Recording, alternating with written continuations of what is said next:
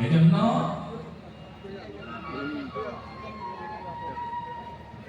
জন্য প্রসাদ বলি খুশি হলেই যে তুমি ভগবানকে পেয়ে যাবে একদম পাবে মোটেও মন্ত্র নিয়ে নিয়েছি বাস ভক্ত হয়ে গেছি।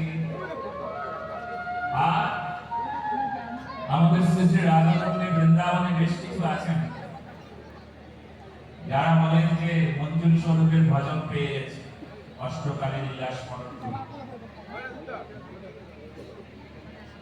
মঞ্জুরি স্বরূপের ভজন লীলা স্মরণ বাপরে এত উচ্চাঙ্গে সবচাইতে উপরে পেয়ে গেছি। তার মানে সাধুতা পেয়ে গেছি এটা বলা যাবে না, বলো না?